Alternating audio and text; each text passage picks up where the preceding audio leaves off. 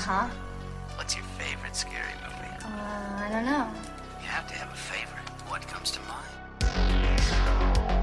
You are listening to Scream with Ryan C. Showers, the podcast for Scream fans just like you. Join Ryan every week as he takes a deep dive into the horror film series that defined the 90s and redefined the genre.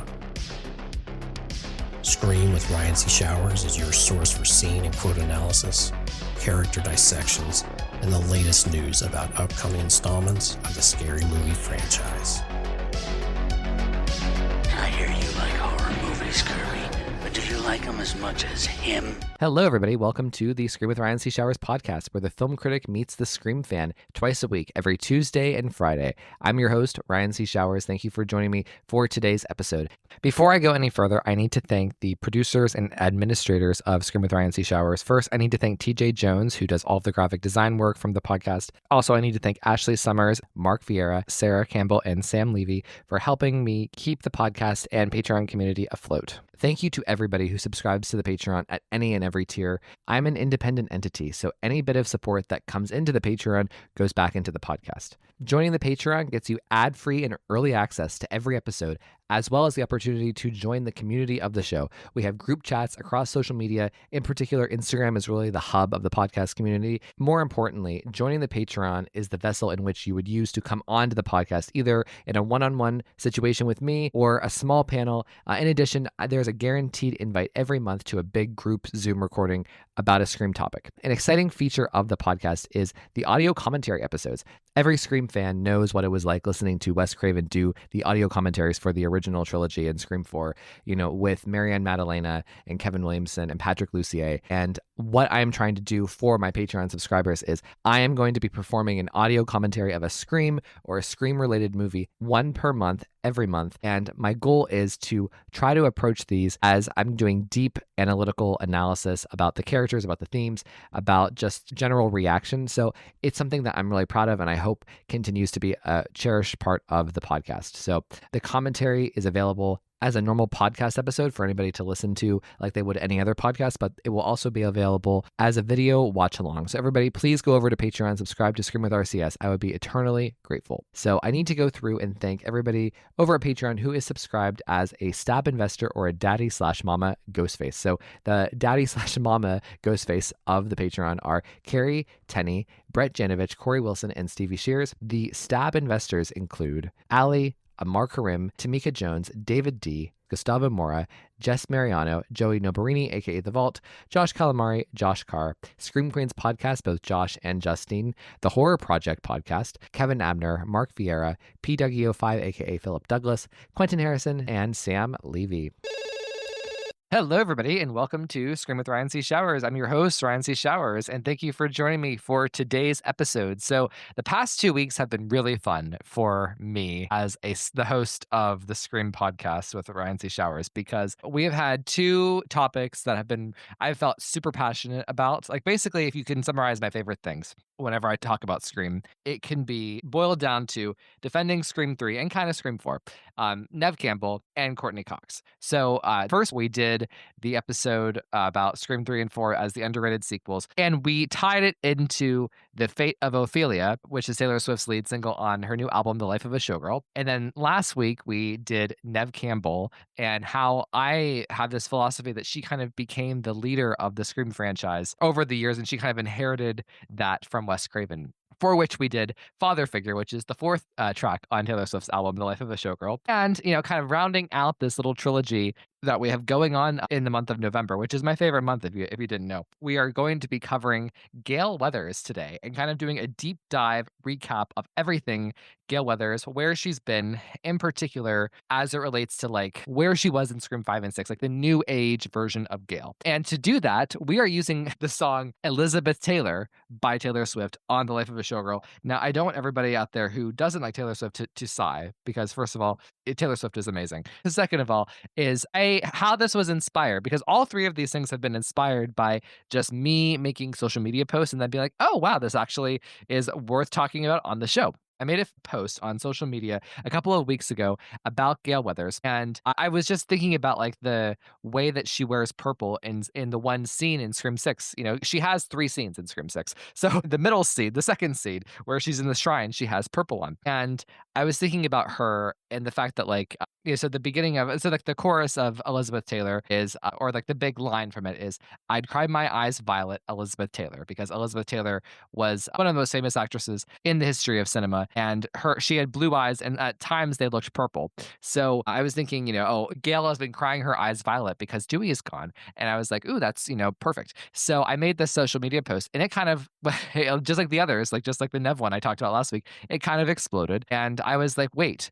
So then I went back and listened to Elizabeth Taylor, the song, and I was like, holy shit, this whole song is about Gale Weathers. Like, we could go line by line almost and talk about Gale Weathers, where she's been and where she's going, and who is she? Who is Gale Weathers right now? It's hard to answer, and because Scream 6 left us with such little of Gale. So we are going to be doing this for the main segment today. We're going to be talking about Gale Weathers, Courtney Cox, Elizabeth Taylor, Taylor Swift, all of it together, but it's going to be a very think piece heavy episode. So everyone, please welcome my co-host, Ashley. Hey, Ash. Oh, hi, Ryan. I am so excited to chat about these ladies, these icons. Tell me, what do you know about Elizabeth Taylor? Have you seen a lot of her movies? I haven't seen tons of them. My mom really loved Elizabeth Taylor. Like when I see her, I have like fond memories of her, but I don't know exactly like where it comes from, if that makes sense. I know I've seen some of her movies, like Who's Afraid of Virginia Woolf. I've seen Taming of the Shrew. I was just like looking at her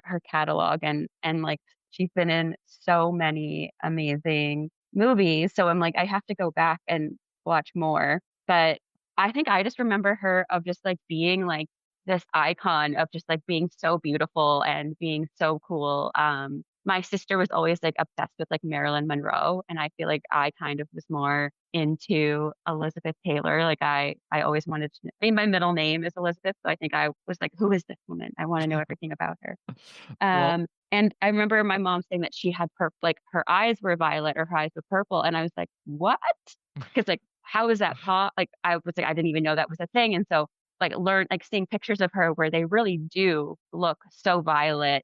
And this was before like Photoshop and stuff like that I was seeing photos of her. It was just so neat. I also remember hearing how she had a lot of husbands.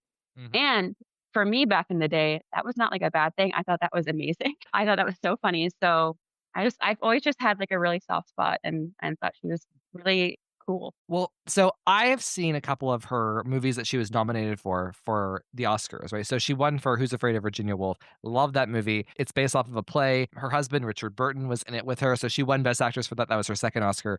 So that's my favorite performance of her. But like, it's just so interesting that Taylor would choose her of everybody in the world. But I guess it actually makes sense because Elizabeth Taylor was kind of like the cream of the crop as it pertains to actresses. She was kind of a trailblazer for actresses back in the day when women had fewer rights than less agency to do business than they do in today's world. So it's just interesting that Taylor Swift draws this comparison between herself and Elizabeth Taylor, and just how much all of these lyrics look like Gale Weathers in Scream, at least in Scream 5 and 6, I think. It's so I want to just ask you right off the bat, Ashley, what's the Taylor Swift song of the day? Taylor Swift song of the day is Elizabeth Taylor.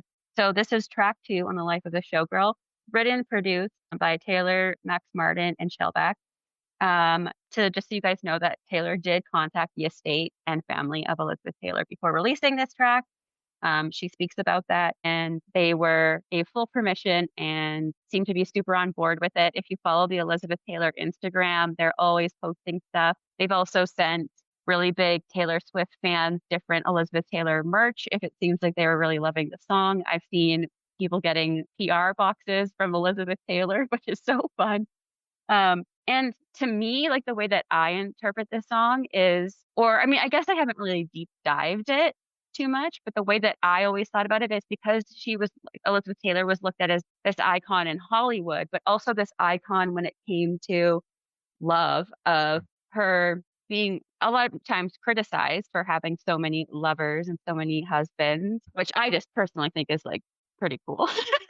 I'm like, go girl. Same. But she was kind of criticized for it. And to me, with like some of the lyrics make me think that it's like Taylor almost asking Elizabeth Taylor, like, is this true love? Like, how do I know? Like, you're like this expert on love and this and expert in love in Hollywood. So it's almost like to me, like her like being like, Elizabeth Taylor, help me. Like I wanna talk to Elizabeth Taylor about this. That's kind of how I initially interpreted the song. Well, and like it's the second track on the album, so it's in a place of prominence. And the theme of the album, or at least the title of the album, is called "The Life of a Showgirl." And Elizabeth Taylor is kind of she's a huge milestone for being a showgirl, right? So it makes sense to what you're saying. I think it's her in conversation with Elizabeth Taylor, musing about Elizabeth Taylor, maybe even like you saying, asking her these questions about just society and being a showgirl within the world, when people have these cast these aspersions on you, cast their own stuff, their own insecurities, their own hatred onto you. It's just the comparison between Taylor Swift and Elizabeth Taylor is striking, and one I never really thought about before, but it really makes sense. So a funny story about Elizabeth Taylor is my mom, back whenever I was like first getting into Buffy, I was so obsessed with Sarah Michelle Gellar, and my mom brought up Elizabeth Taylor for some reason. She said, I just thought Sarah Michelle Gellar was the greatest thing ever. And she's like, yeah, well, she's no Elizabeth Taylor, Ryan. And I was just, that always struck me. Like, I have, like, it triggers me. And I don't know why. So every time I think of Elizabeth Taylor, I think of my mom comparing her to Sarah Michelle Gellar, which is just weird and I mean, interesting. honestly, I feel like Sarah Michelle Gellar would be like, yes, I am not. But also, like, you can't really compare a person at the beginning of their career to Elizabeth Taylor because that just seems like that's a hard person to be compared to when it comes to success in Hollywood. Well, did you? So whenever I don't know if you noticed this in the reviews and the initial reactions. Here's how I kind of understood how Elizabeth Taylor, the song, was taken in by the public upon the release, about a month ago. Some people, like the hipsters, kind of like the reputation loving Swifties, really gravitated towards this song because the production is pretty overwhelming. It's very reputation coded, in my opinion. I think it's Max Martin doing his, like, this is his most Max Martin-y biggest production on the record. So there's that element. But then there were some people who called it a skip. And like they're literally, I think, like in the New York Times review, it calls Elizabeth Taylor a skip, which I did not I do not like. And like as I didn't so whenever I first listened to the album, it was lower in my rankings, but it's climbed up to be up there with Father Figure, Ophelia, and Wood. It's up there, right? It's right up there with those. So what are your thoughts on the song? I immediately really liked it. I thought it was super fun. I loved the production. I thought it sounded really different. I can't think of something that this song reminds me of when it comes to like another song that's out there. I'm sure I'm wrong. I'm sure there is something out there that people could be like, this sounds like this. I haven't heard that. So, but I'm happy to hear the recommendations if people have them. But I don't really read reviews. I only watch like the Swifties like maybe rank their songs, and I've seen this pretty high up on most of the people's rankings. Hmm. Like I definitely like see criticism of the album, but like my algorithm is mostly people who I know are gonna like the album and or like support Taylor and like it might not be their favorite album, but they'll be like, this is what I like about it. And most of the rankings that I've seen for like putting their song in order, or their songs in order, it's been I'd say like halfway up. Like it's been like mid tier or at the upper tier Yeah. from what I mean, maybe this isn't like obviously it might not be for everyone, but I think the song is so fun. And I've heard a lot of like guys really like this song, like a lot of straight bros. My partner really likes it, and my friend, he is not like a big Taylor Swift fan, and he was like, I really like this Elizabeth Taylor song. Well, so, the thing I like about Elizabeth Taylor, and the reason I think it's so infectious, is like the chorus, the beat of the chorus, the bump, bump, I'd cry my eyes violet, Elizabeth Taylor. Like it's just so fun. And it's so iconic that she can still create new sounds and stuff in today's 12 albums in, where it's so iconic. Like everyone will know, like, kind of like last year with Florida. It's like the same thing with Elizabeth Taylor, So When I was listening to it, I always do the same thing the first time I listen to a Taylor album. I sit in a dark room and I finally got like some really nice headphones and I was listening to this and hearing the production of this song felt like I was so glad that I had like nice headphones to listen to with this because like the sound is just so like it just like made my heart like be like boom boom boom boom boom. Like I was like, oh, this is just so fun. And I guess when I think some people go into something new being like, "Is it gonna impress me? Mhm. Like, am I gonna like this?" And I think when you go in just being like, "Okay, let's just, like, have fun and see what's going on," I just wanna listen to the album and see what it's like. Just going in with, like, not a lot of expectations of it being perfect or exactly what you want, and just being like, somebody put a lot of time and effort into this, and, like, this is what they wanted to put out. I think that it makes it so much more fun than trying to, like I mean, obviously, if it's your job to critique something, sure, but I feel like all the naysayers, it's more coming from a place of just, like, trying to find something that they don't like about something versus an actual I just to me, this song is just so upbeat and so interesting, and it's, like, talking about this, like, woman who was criticized for all these really from what I know, really stupid reasons. Like, I'm pretty sure all of her perfume sales still go to, like, AIDS research and, like, the AIDS Foundation. So, to me, it sounds like Elizabeth Taylor was, like, pretty cool from what I know. The information that I have sounds like she was pretty amazing. So, I just think a song, like, celebrating her and I mean, it's not the first time Taylor has referenced Elizabeth Taylor, and it's clear that she looks at her as an icon, and I guess, like, she was talking to somebody in her family, and somebody in Elizabeth Taylor's family was like, "You're the only person I could compare to my mom." Wow. How your career's been, how it's been from when you were young and you've been successful through the whole thing, and the criticism that you have taken, which so far Taylor Swift has not been married 7 times, but there are a lot of men out there who have had tons of wives and tons of girlfriends, some of them at varying ages, some of them literally related to them, and they have had less criticism than Taylor Swift and Elizabeth Taylor for these things. Taylor has never been married, but she has this reputation of being the "we are never ever getting back together. I'm going to write a song about you after one date." And I think that's like the hook between, even though the marriage isn't necessarily there, it's the similar way that society talked about, Elizabeth Taylor and how they talk about Taylor Swift, or at least how they used to talk about Taylor Swift, right? So, and it's just interesting that Gale Weathers, we'll wiggle back in here to the Scream talk, how Gale Weathers just lines up with this shit so intensely. It made me really think about Gale Weathers in a different way, in a more dynamic way, because I mean, Gale Weathers, I was so disappointed with her in Scream 6 overall. As a post Scream 5, where I thought she was beautiful in Scream 5 and her story, and I just feel like Scream 6 really let me down as it pertains to her. And it's sad, and there's conflicting feelings because, I she's the only person who's been in all 6 movies since Nev Campbell wasn't. And the thing is, I miss Courtney Cox. I know that sounds crazy because we have her in Scream 6, but I feel as though it's almost like she was used so badly in Scream 6, it feels like she hasn't been in a movie since Scream 5. So I just really pray that Scream 7 can recuperate this character because she is underrated as as a final girl within the franchise. I think people often go to Sydney before looking at Gale Weathers, and I think that they should be looked at kind of in concert with each other. I think that the strength of both Sydney and Gale as individuals makes Scream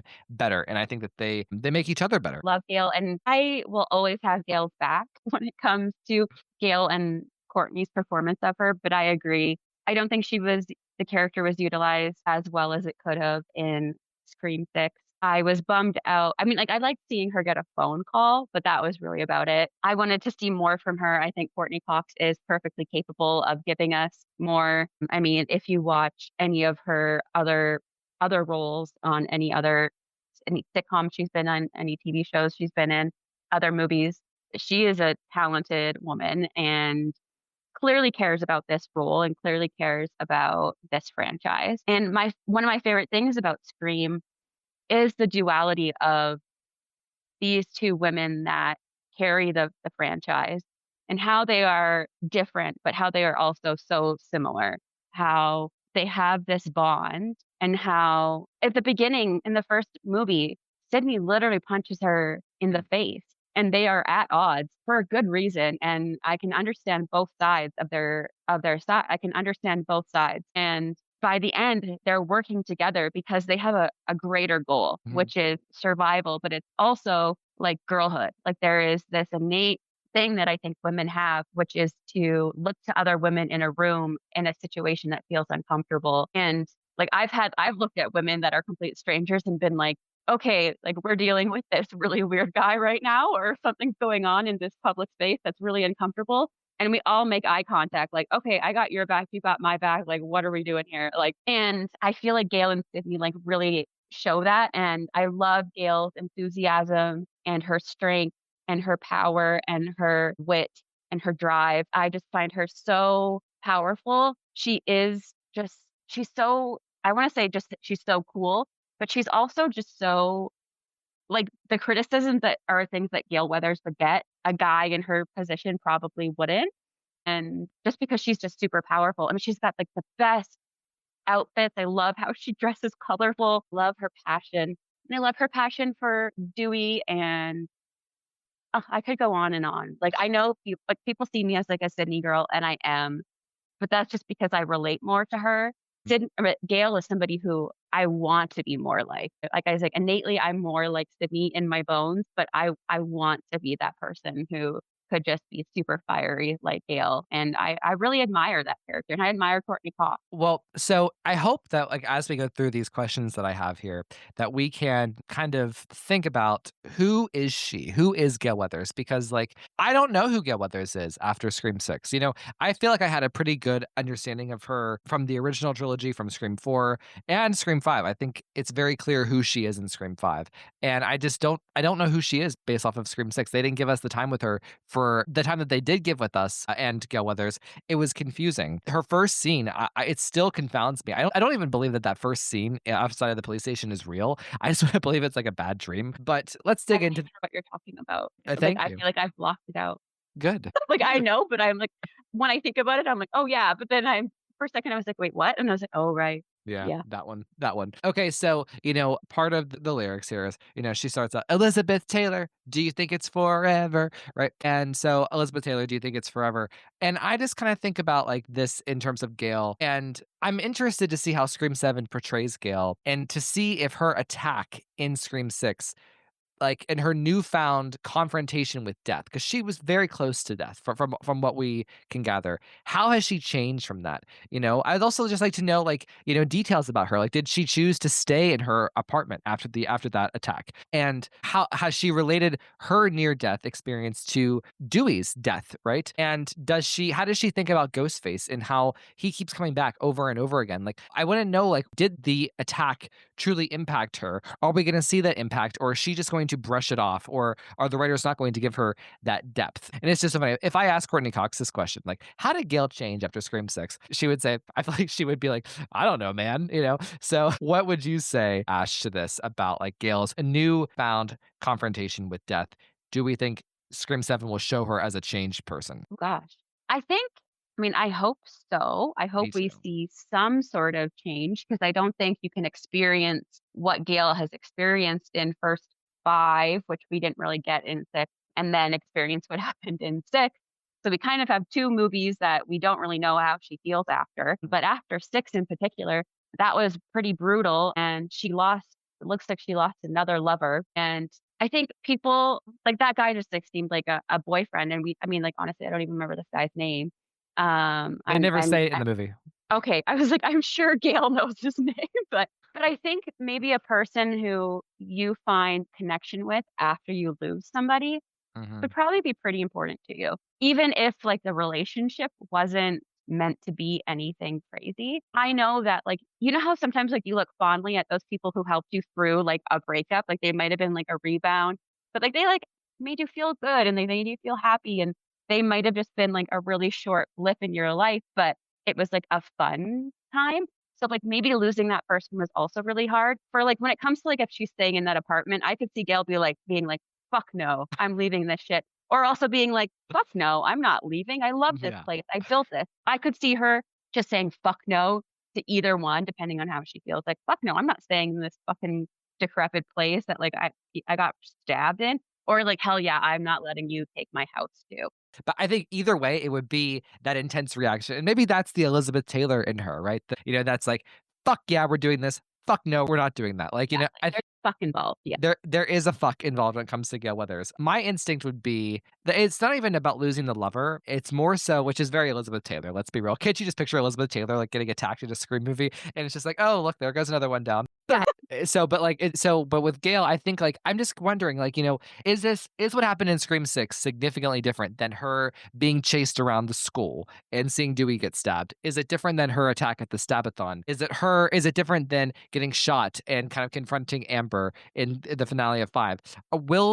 Is her being stabbed 6 times, and getting wrestled to the ground and coming so close to death, is that going to change her? And I mean, I pray that it does. And I feel like if it doesn't, it would be such a disservice to the character. And I think this is the moment, like, this is a make or break thing for me and Gale Weathers. Like, if Gale Weathers appears to be a changed person in a good way or a bad way, in a darkened way, in a cynical way, in a scared way, like, I want to see some after effect from that attack. To not do that, I feel like would be just to reduce Gale into the stock character that Scream 6 was trying to. Like, sometimes I feel like Courtney Cox, she views playing Gale as like playing Monica or playing Jules from Cougar Town, where the character doesn't necessarily change all that much. It's just like, she's just, doing another episode. And I hope that like Scream 7 doesn't treat Gale like Scream 6 did in terms of this is just another episode. I want it to be significant. I want there to be a deep change in her. Otherwise, I think that like Sydney may pull away with being that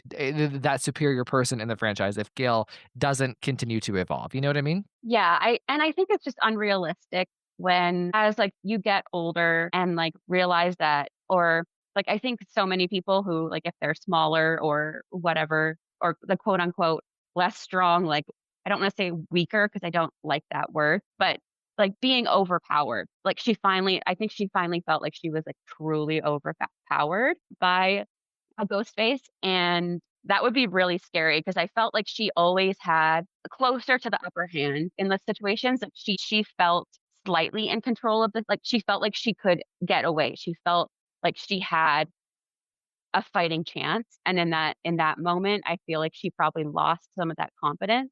And I just think it wouldn't be, I want to see her being pouring whatever that is into something. Like if we don't see her working her ass, like working out at like a boxing place or shooting at a gun range or training with like knife skills or actually being like really deep in it, like in therapy or something, doing something where we see her putting all of that energy and all of that despair that comes with something so scary, all that trauma into something, then I just don't think it's accurate. Like I want to see her talk about how, or I want it to be obvious to us that she knows that that was a close call Yeah.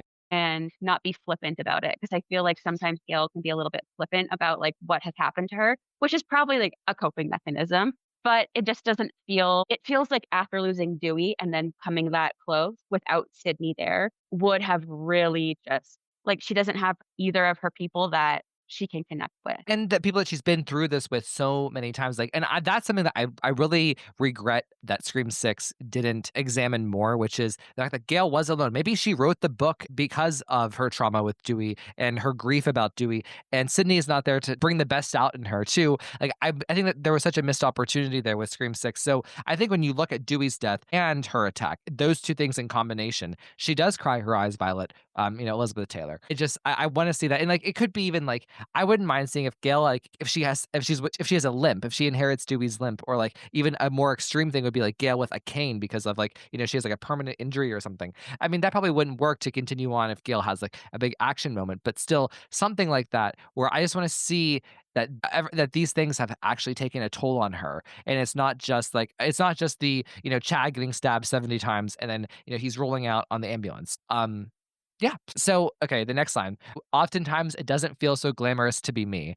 And this is so interesting because the Gale Weathers we know from the Requel era, she is a very glamorous person. I mean, Gale has always been glamorous to an extent. I think in Scream 4, she's very glamorous. I mean, she stands out like in that small town so distinctly. But in Scream 5 and 6, it's different because she is a huge New York City celebrity with a morning show. And she's just larger than life in a way that Gale wasn't necessarily in the other films. I mean, she was always distinctive and stood out, but never to the extent of being like a huge celebrity. So, I think that it would be interesting to see Gale the persona persona versus Gale the human. And I think because in Scream 6, there wasn't so much opportunity for her to show that human side, I think that this reuniting with Sydney could be that opportunity for her to show that it isn't so glamorous to be her and that internal struggle. And also, the fact that, I want her to actually acknowledge, that she is criticized by everybody all the time. And just something I have felt specifically, with Taylor over the past, album cycle is poor girl can't do anything right. If she does A, people criticize her for not being B. And if she does B, people criticize her for not being A. And I feel like Gale Weathers is very similar in that respect. So, I think that, I would love for Gale to be aware of this, but not be bothered by it. You know what I mean? She's aware that she's constantly criticized by fucking everybody. But, so I don't know. Ash, what are your thoughts? Yeah, I completely agree with what you said. I feel yuck. I was just thinking about being so annoyed because right now Taylor Swift is getting criticized for making a donation to a little girl with cancer. I'm like, I just don't that is just such a stupid thing to criticize somebody for. Like I have no words for the stupidity of some of the reasons why people are mad about that. I saw some of it and I was like, I can't even imagine being so stupid that a little girl being able to get cancer treatment because she lives in the United States and that's extremely expensive. A person, whoever it is, donating money to her, somebody's mad about it. I'm like, this is a 4-year-old girl who is dying and her mom and dad need help to live because they can't work. Anyways, but no, I think that criticism where with Gale, sometimes that criticism is warranted. Same with anybody, same with Taylor Swift, same with Elizabeth Taylor. There's criticism that is always fair, especially when you're in the public eye. People say the wrong things. People aren't perfect. People don't do things perfect. There is always fair criticism and constructive criticism that I think can be put out there. But when it's leveled at such a high rate where it becomes so loud that it's the only thing people can hear and it's just so negative and it's not coming from a place of, hey, I want you to do better. I think you have the capability of being better. I would have criticized Gale for writing that book. I would have been like, hey, I don't think that was cool. And I would have loved to have seen her realize that and be like, I messed up because I was so in this state of grief that I didn't even know. I went back. I regret. I went back to a way I was that I had evolved from. And I went back to this person that felt safe that I felt safe in because she's really brash and she's my protective, almost when you go into a shell, a turtle goes into a shell. I went back into this area that felt safe for me. But I would have loved to see that in 6, her really opening up about that and being like, oh shit, you're right, I really messed up. And I think Sam could have had a really decent response to that because Sam knows what criticism was like. And I think that would have been a really cool moment. And in 7, I really hope that we get to see just watch her evolve in a way of what she's gone through and what criticism has made her realize. But that kind of stuff would also make Gale just stronger. The stupid stuff would make her stronger. And the fair stuff, if she really looked at it in a way that she could take in and not just push it aside, I think it would make the character so much more interesting. Well, and because Elizabeth Taylor and Taylor Swift, Gale Weathers is the Scream equivalent of them, right? Of being untouchable, of being so high up that she's almost incomparable to anyone in terms of her power and her money and her wealth and her influence on the culture. So it's just interesting. And I just hope that I feel like Scream 6 does kind of give us that Gale, but they make her antagonistic. So I hope that we get that depth that you're talking about and we actually get to see Gale showing the parts of her that aren't so glamorous, So the next line goes, all the right guys promised they'd stay. Under bright lights, they withered away. Now, this is interesting because as Gale lives in New York City, she's not in, Dewey is dead. Her new boyfriend's dead. Sam and Tara are probably gone. She does still have Sydney, but it's just interesting that she, as she stays in the public eye and she keeps pursuing her career, everybody else is kind of withers away. And I just feel that Gale must be aware of this. And perhaps that's also why she wrote the book about about Sam.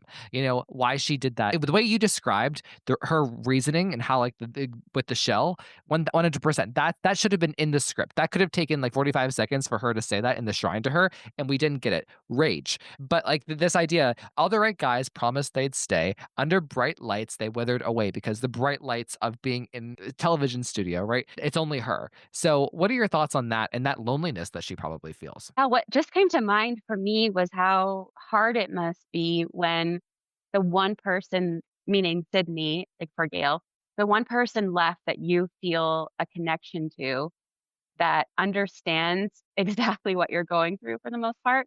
It's dangerous for you to be around. Yeah. Like you can't probably just want to go for coffee with them or like go to dinner and have like a girls' night. It's probably honestly not safe. Like it's just probably not the best idea. And I think that would be really hard. And I feel like that's something that Taylor has alluded to. Like Taylor has literally said, like, she's like, but I'm the monster on the hill, like slowly creeping. And she's, to me, when she talks about that, she's referring to like how she's always gonna like outshine a moment that's for someone else. Like Yeah. if she goes to a friend's birthday party, now there's pictures that it's her at the birthday party. Or like that if she attends something, it becomes about her, not because she's wanting it to be, but because of like the monsters of fame. And I feel like you could take that same thing of like what has happened to Gail and what she's written about and how that is always like hovering above her, like a storm cloud that follows where people aren't seeing you for the person you are. They're seeing you for what happened to you. I just heard Amanda Knox. I'm sorry, I'm referencing true crime. I heard Amanda Knox just say that she realized that for the rest of her life, people will see her who as like this idea of who people think she is, and whether that information is accurate or not, and what they've heard, they don't know. Like they're not seeing her as like a human as they would see the person sitting next to her. And I feel like that's probably how Gail, Taylor Swift, Courtney Cox, Elizabeth Taylor all feel as like, you're not seeing me as like, you're thinking of me as this. You're not thinking of me as like the person I am. And I just imagine that would be so hard. And especially when you're in the spotlight all the time, like as your job, which is something that you love, but it's also the thing that's constantly like, it's probably the thing that like drives you that you have passion for, but it's also the thing that is constantly bringing you the negativity, which again, that's related to Taylor or related to Elizabeth Taylor, to the Taylors, I'll just say that it would be so hard that the thing that brings you so much joy is also the thing that brings so much hate. Yeah. Well, and like, that's a really good point. And it's so interesting. It's so fun for me to like put like Gale Weathers next to Elizabeth Taylor and to Taylor Swift because they're all kind of struggling with the same thing. Even if like one of them is fictional, one of them is gone deceased, and one of them is just like, affecting all of pop culture right now, right? But, so I just have a question about this line. So, under bright lights, they withered away. And again, there's something that Scream 6 failed us on is the guy's name in Scream 6 is Brooks. I assume so he was allegedly supposed to be her trainer, and before she gets attacked, they were in a training session, they fuck, and then they get the call. So all that stuff was supposed to be in the script, or at least that was the context of it. Like they're FWBs, okay? Do we think that Gale Weathers really struggles with men outside, post her marriage with Dewey? I feel like she would keep them at arm's length like this. I actually think that like, this idea of the writers to give Gale this FWB would have been interesting had they just explained it all and fleshed it out a little bit more, because that actually, to me, it sounds like a very Gale thing to do, to, have an FWB, and not even an FWB in a genuine way. It's, he's her trainer. He has another job in her life other than just being a slam piece. So it's just interesting to me that Gale, I feel like she keeps her relationship and the men that she has sex with at an arm's length post Dewey's death. Like that to me makes sense. And I can't imagine how much she's gone even more inward post her attack. So what are your thoughts? Sorry, took me a second because I was like, what the heck is an FWB? I figured it out. I was using my fingers. I was like, I was like, fuck with Bud. I was like, fuck Bud, fuck. And I was like, friends with benefits. Yeah. So I have never experienced the same thing that Gail has.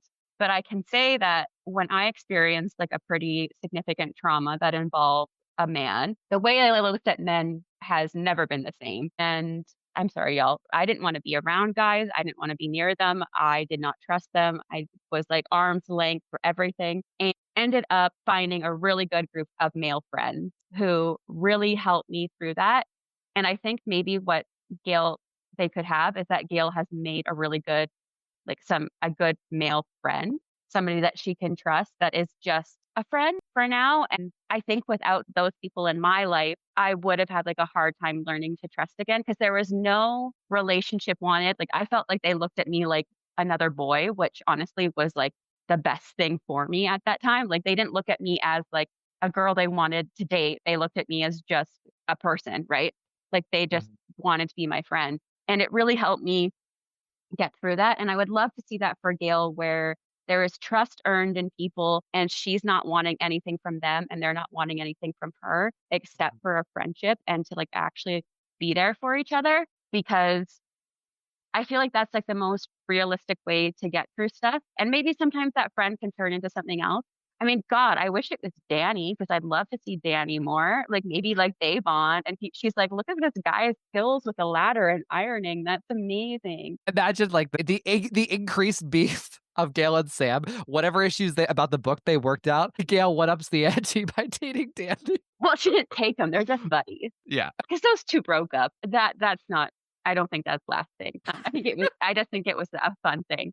I mean, I don't think that I don't think anybody's like, "Danny and Sam are endgame, y'all." Like, I think Danny again was that thing that I think that Sam needed as, like, a buffer from having their boyfriend go crazy, and, like, this man literally stood in front of her on the train. Like, he was like, "No."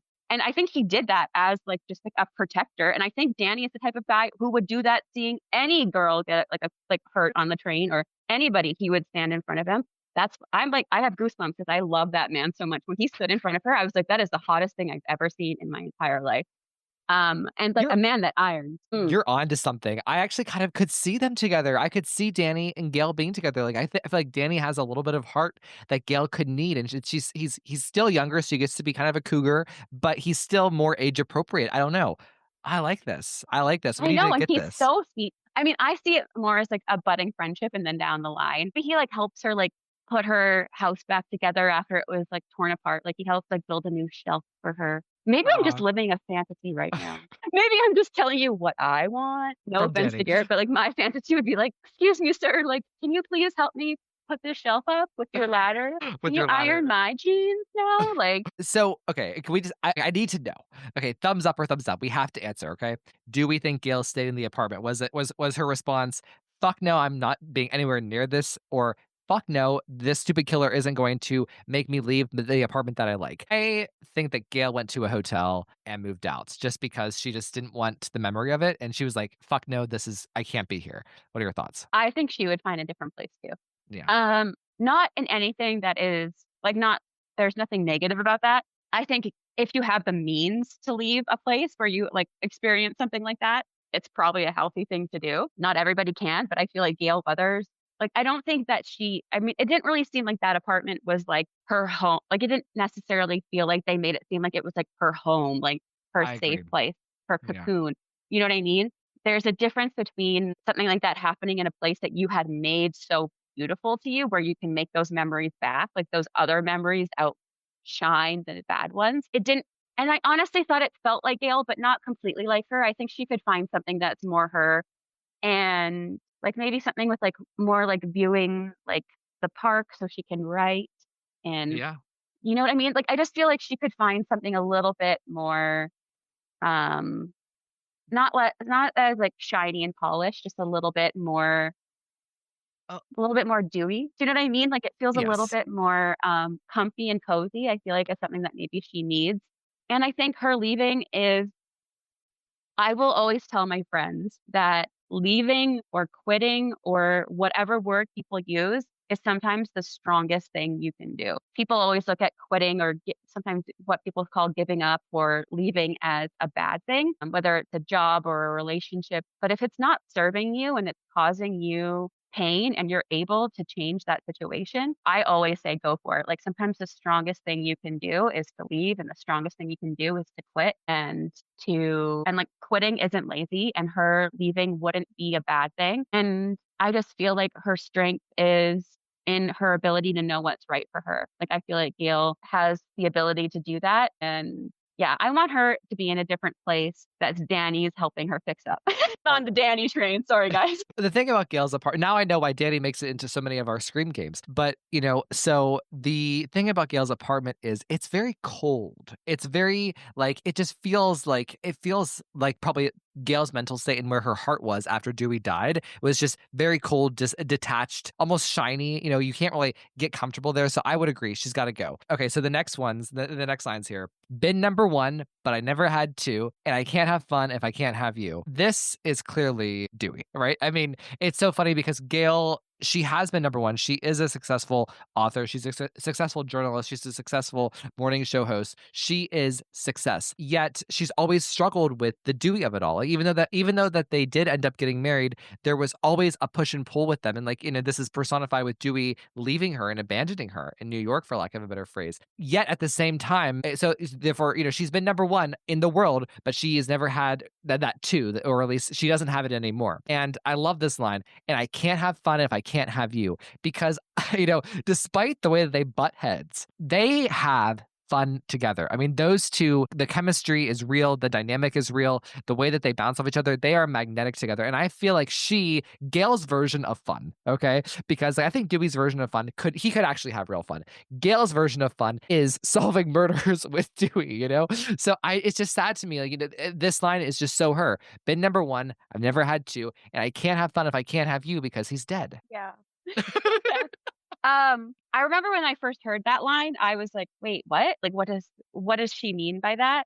Because most songs, when it comes to Taylor, I'm not saying I understand immediately what she is saying, but I usually can find a way that I understand the line, or how I'm interpreting it. And that I think I was like overanalyzing it. I was like, what does she mean by that? And I take it as she's had either success or love, but there never been like commingled in a way that felt like net positive, if that makes sense. And the line, and I can't have fun if I can't have you, that makes me that one breaks my heart when I relate it to Gale and Dewey, because can't you see Gale trying to solve a crime or something, and Dewey's like, this is dangerous, and then Gale being like, yeah, but it's kind of fun, right? Her being kind of giddy, they're in an elevator and he's like, Gale, you put us in another dangerous position, and she's just like, we can't do this all the time. And she's like, yeah, but we're It's fun. having fun. Dewey would be like, can we play Settlers of Catan and just watch a movie? And she's like, no, there is crime to solve. Well, also, here's a good, interesting thing. I never thought about this until you just said this. I bet, I wish that we would have seen Gale investigating the shrine, because that's something that she would have done with Dewey. If Dewey were alive and he were here, he would have been helping her find the shrine. And then imagine the two of them, if he was still alive, both going into the shrine and seeing everything for the first time. And she didn't have that. And again, Scream 6 robbed us of those feelings that she probably had. Rage. Yeah, I feel like it would have been cool, even in the shrine, when she was looking at she almost had a conversation with him out loud, Yeah. being like, oh God, you idiot, you know what I mean, being like, you're right, I shouldn't have done this, being like have you ever talked to somebody who isn't there? And All the time. Sometimes what your friend would say, sometimes I think, oh my God, Ryan would totally roll his eyes at me at that, or I think about what my mom would say, or one of my friends who moved, I often think about what she would say. I'd be like, what would she say to me in this? And she'd be like, you fucking idiot. And the most the positive way. And I just feel having her think about him and almost having a conversation out loud with him would be really nice. I'm trying to think of how to say this. I feel that would make her so much more vulnerable and understanding. I think I would understand her a lot more if, or not, I guess more relatable, and seeing her grief in a way that I think is accessible for Gale, because I don't know if we're going to ever see her sitting in a room sobbing, but watching her have a conversation with him out loud to herself as if he's responding, and giving her advice, or just helping her navigate something. I think that's so positive, and I think so many people can relate to that when it comes to grief, that I feel it would be a really cute way of incorporating Dewey, but also giving Gale the push that she needs to not only move on, but to be your old self again. Well, And I was just thinking about so in our Screams script, which was the Gale centric script, Joey Valisi wrote a line where Gale is really upset about this fight that she kind of just had with Sydney, and they're talking it out, and Gale just kind of has a deep sigh, and she says, "I wish Dewey was here." And I just feel like that is Gale, and I hope that someday we get to hear Gale say something like that. But I would love to see them, like, a really good way to talk about Dewey would be with, like, the younger people in their lives and why that they're so important, and especially if there's a character, Tatum, like, those people would be so important. Like, she'd be like, "Who am I named after? She had a brother? Like, what? The garage door? What?" Um, I just think, like, having those conversations could be so cool and, like, a really nice homage to a good man. Yeah, and I wanna know if she's written the book.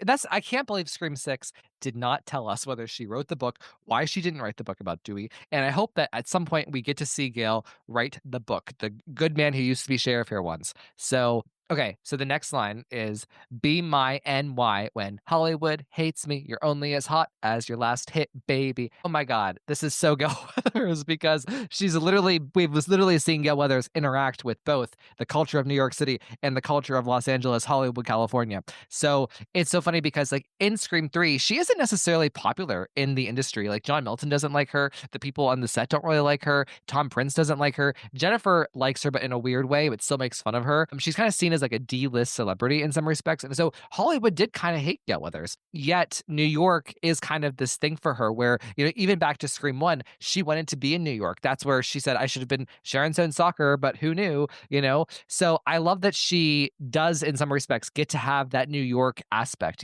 where she has been successful in New York. That's where her show is, blah, blah, blah. And this next line, the "You're only as hot as your last hit, baby," my favorite line in the song because first of all, it's so true. And this is kind of probably what motivates Gail overall. Think about Scream 4. She hadn't had a hit. She was kind of frustrated and just struggling to just be in a small town without feeling successful. And maybe that's why she keeps going back to Ghostface is because, you're only as hot as your last hit, baby. I don't know. What are your thoughts, Ash, on NY and last hit? Completely agree with as soon as I heard it, I imagined her, like, in Scream 3 compared to working in, like, the being, like, a reporter in New York and how, like, she probably gets stopped on the streets or whatever in New York, or maybe they leave her alone because it's New York. But in New York, she would be looked at totally different than she would in LA. Like, in LA, people would, like, put their noses up and be like, "I don't even know who you are." You know what I mean? Maybe they don't. But I think what I would say is, like, just like how it seems like Jennifer Jolie's character was gonna portray her is also, like, a way that showing that, like, Hollywood didn't love Gale Weathers. Exactly.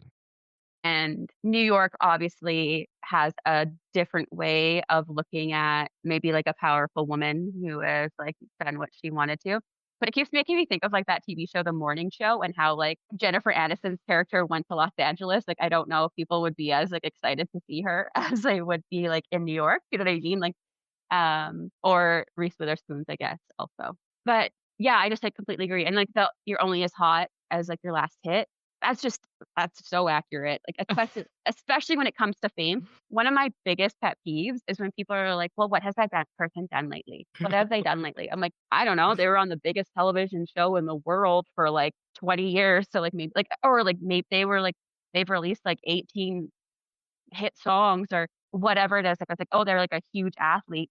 And as soon as somebody isn't in the, like, the spectacle, you're not seeing them, people assume that they're not doing anything, as if there aren't, like, actors who are performing in London on stages and all over the world, like, maybe doing something that they're super passionate about. Maybe they're behind the scenes. Like, not everybody wants to always be in the eye, like, always be the glimmering star or the most, like, famous person on earth. That's not what everybody's goal is who wants to make art.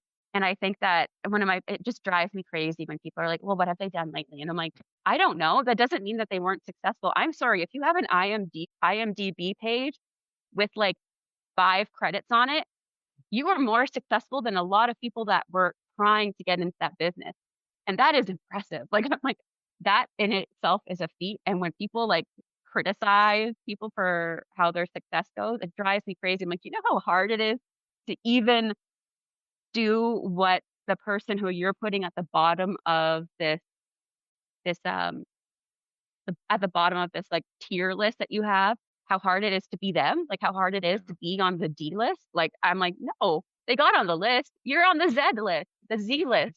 Like I was like, you're not even on the list. Like, stop criticizing. But that's what when I heard that line, I loved it so much because I think Gail could relate to it. And when you're in doing art or you're doing something where you need the public to have like to give you validation in some way, and that's the only way you get success, like that must be like so frustrating or hard when you're like a nobody all of a sudden because you're not at the same level as Taylor Swift is right now, if that makes sense. Well, and it's like this song hits me because too, like, even like whenever I have like, an Instagram post that doesn't do great, like that nobody sees or nobody likes, or like even if it's a podcast like that I am less proud of than others, I feel like, oh wow, you're only as hot as your last hit, baby. But no, I think that this is so true. And especially in particular for Gale Weathers, who has always been about achieving more and more and more and more. Like, success begets success and begets success. And if she falters from that, again, like, going back to what you said about the book about Sam, like, and why she didn't write about Dewey, perhaps the reason she chose to write the Sam book instead of the Dewey book was because of keeping up that success. You're only as hot as your last hit, baby. What if the book about Dewey wouldn't have been hot, but she knew the book about Sam would be hot and it would be a hit? So I think that it's so true to Gale Weathers, and like this line is literally her entire motivation in Scream 4. So it's just interesting. I would love for Gale to articulate this. Is this why she continues to go after Ghostface? And like it does feed into Tara's line to her in that horrific scene I referenced earlier outside the police station about like, about fading away if not having Ghostface. And that would have been such an interesting thing to discuss and have a discourse about with the character of Gale Weathers in Scream 6. And instead, we get one line and then it never gets mentioned or investigated ever again in the movie. So I just feel like this needs to be addressed at some point if we have Gale Weathers for another, 1, 2, or 3 movies. We're coming up here on the end of the song, or at least the end of the Gale lines in the song. So, what could you possibly get for the girl who has everything and nothing all at once? Oh my God. That not Gale Weathers? Like again, she has the fame, the success, the career, and she could buy anything that she wanted. But does she have anything personal that can't be taken away from her, right? Like Dewey's love, like Sydney's trust. Who does she trust? Like, how does she, who is close to her that means something to her that, she has all the material things in life, but does she have the things that really matter outside of that? So Ash, what are your thoughts? Yeah, I think when I love that line because it really makes you think, and I've seen people criticize it, be like, "Oh, what do you mean she's got nothing? She's a billionaire." And sometimes like, "Oh my God, that's like you have to be so literal all the time." And I think it's so accurate when somebody has like that type of success where they literally could buy like like tangible physical things or trips or whatever it is. You can buy the latest Birkin bag, you can buy the latest hot car, you can buy as many dogs and cats and houses as you want, but you can't buy like the love and affection of like the people around you, and you can't buy back somebody who's passed, and you can't get the type of love that might be like the number one thing that somebody wants, like a partner. And you can't buy safety. Like I mean, you can kind of, but you can't buy like peace of mind, right? You can't buy those things, and you can't be like buy self-worth. Like you can't buy those things. You have to work on them on your own and find a person that makes you feel so happy. And I think that's what it's saying is that like I could have anything, but like I feel like I don't have like the thing that I wanted the most, which is for Gail, it's probably Dewey or somebody who makes her feel safe. Like I'm not saying like Dewey 2.0, but like a person who just makes her connect like Dewey did, somebody that she can spend her time with. But I also feel like she would just like want safety, like just be like, I wish that I could just make it so that, but also like how hard would it to have people come into your life and realize that them being around you makes them more A like target. makes it more dangerous for them. And Yeah. I know Taylor Swift has talked about how being her friend can be dangerous. Like all of a sudden you're in the spotlight, you're going to get more criticism. I know Travis Kelce had some really intense security matters come up. Like obviously he was still like a very big public figure, but his fame went from an NFL and NFL adjacent scope to a global scope. And I know that there was like a lot of like really intense moments where there was like some really big dangerous things that were happening. And I believe like those threats have died down because I think people got arrested. Like having the person you're dating be a target because they're dating you, is something that Gale can relate to, and so can Taylor Swift, and probably Elizabeth Taylor.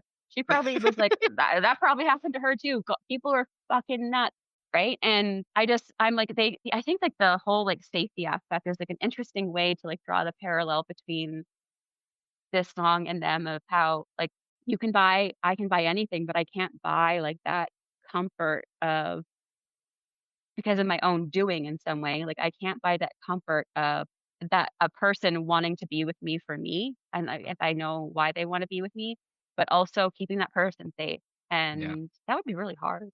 Well, I just feel bad for them both now. I'm like, oh, that sucks. so Taylor follows this up with, "Babe, I would trade the Cartier for someone to trust." And then subtly, and the music kind of overpowers this, but she says, "Just kidding."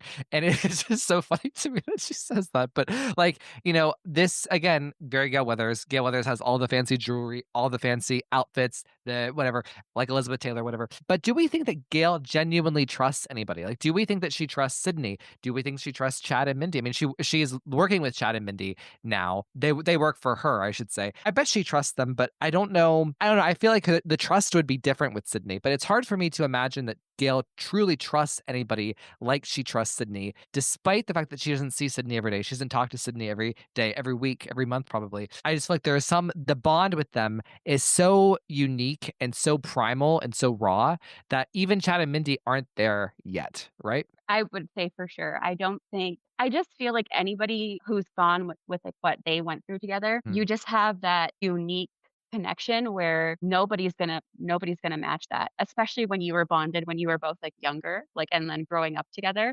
There's Mhm. that aspect of it. And I can't imagine her trusting anybody except for Sydney. Who can you trust like not to be trying to kill you?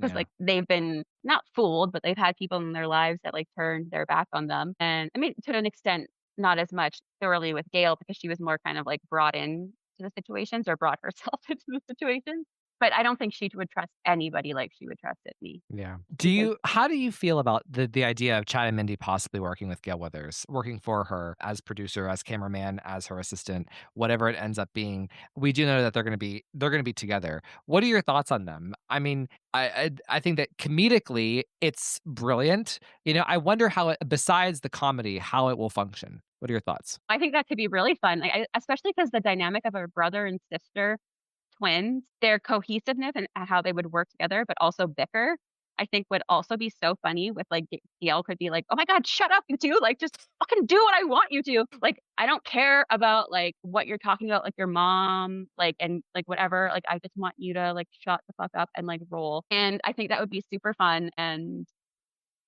I don't think that could just be, Well, like, so interesting, and I feel like the comedy, like, I think Mason Gooding and her could, like all of them could just be so fun. Well, and so people have assumed that they're working together.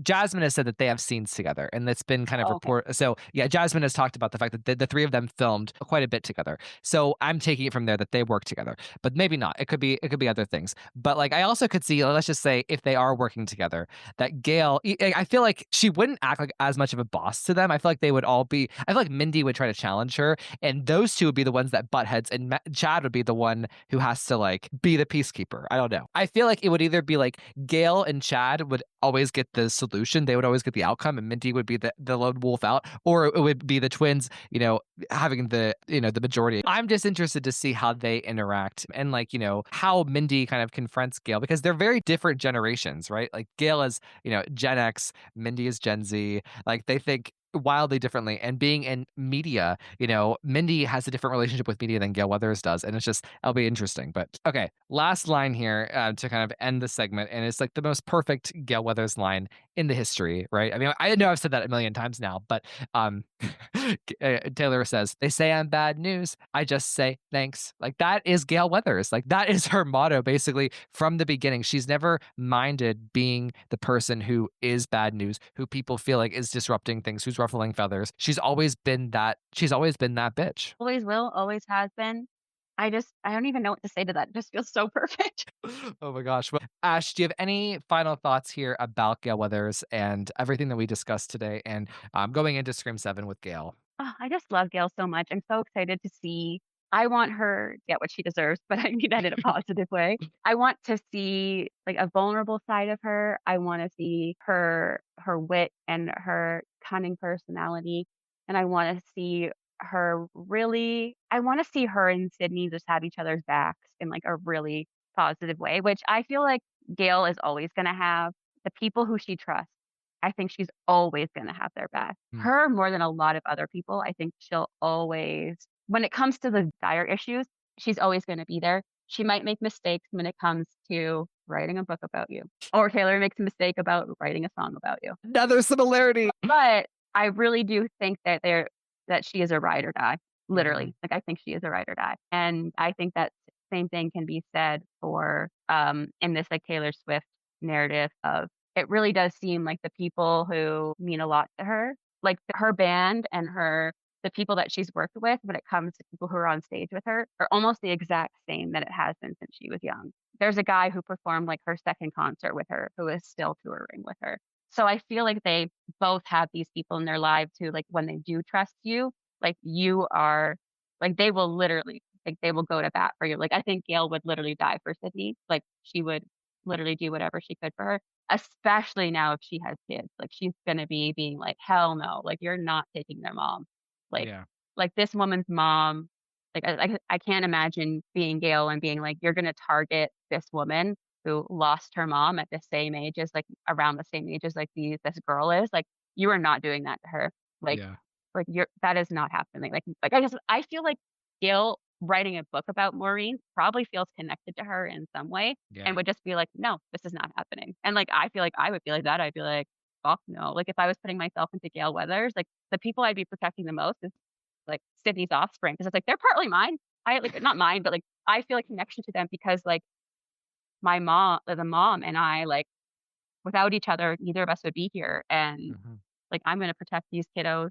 I say kiddos as if they're babies, but I'm gonna protect them as much as I would somebody else. And I just want to see her go feral. Like I want to see her get like really pissed. Also, And the thing is talking about this, whether we're talking about Gale as it pertains to Sydney or Chad and Mindy or any of the other characters, like whether she gets to have a confrontation with one of the ghost faces, like in the finale, I just feel like I hope that Courtney Cox just gets the time to just do her thing. And I think that was my issue with Scream 6 is like her scene's amazing, but she just didn't have the time to give us Gale, to do Gale in Scream 6. And I think like doing that, there's so much potential with Sydney, with Tatum. Like you just said, I can just totally picture Gale calling her a kiddo. Like and Chad and Mindy, I just feel like just let Gale be Gale, and I think we will be good to go.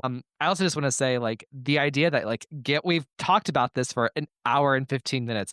Gale Weathers, Elizabeth Taylor, and Taylor Swift all being interconnected. They're all everything you can say about them within this conversation. You can say basically you can tie it to all three of them, and it's just so interesting. I never thought that we would have we would be sitting here on my podcast 5 years in and saying, oh, you know who Gale Weathers is like? Taylor Swift. You know who else she's like? Elizabeth Taylor. I know it's so interesting that this comparison felt like it really the life of the showgirl really feels like it's Scream adjacent, and I'm not exactly sure why, but it Feels feels right. right. Well, I feel like there, like you know, those like for the Scream Game of the Week, we sometimes have like lunch tables or whatever.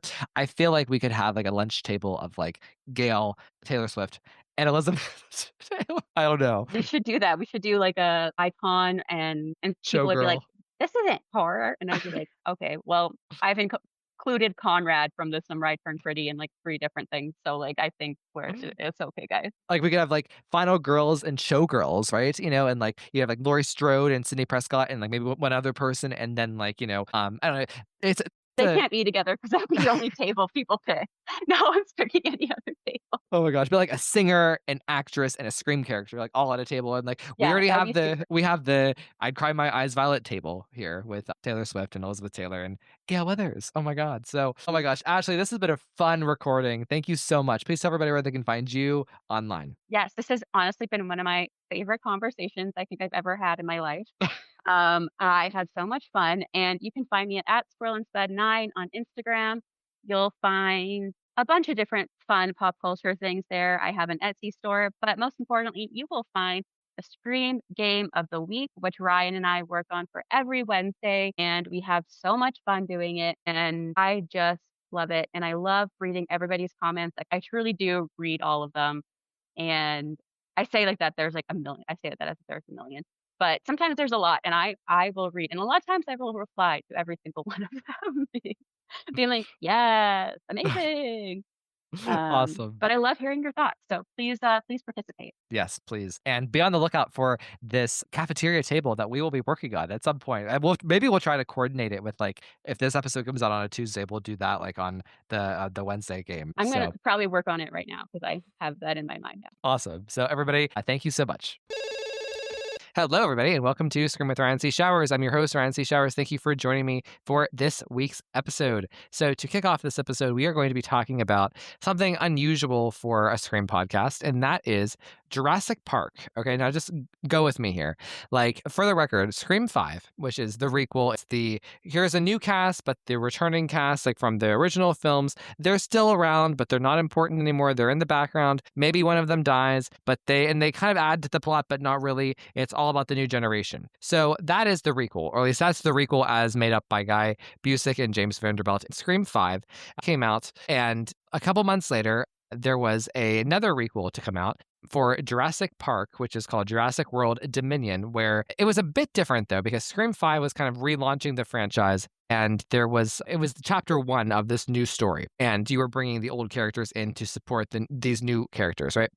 Versus what Jurassic Park did. So Jurassic Park, of course, had the original Steven Spielberg, masterpiece. It's many people's favorite movie. It's a huge, huge movie in history. And there were 3 movies kind of in this little era of Jurassic Park. Then time passed, and they came back with Jurassic World, which is kind of a requel. It's a reboot. Chris Pratt was the main character in this new storyline. So there was Jurassic World, a second one, and then the third one, which is called Jurassic World Dominion. Now, this is where the requel is coming in, okay? They brought in the original stars from 1994, the trio from that movie. We talk in Scream terms, there was a trio in Scream, a trio in Jurassic Park.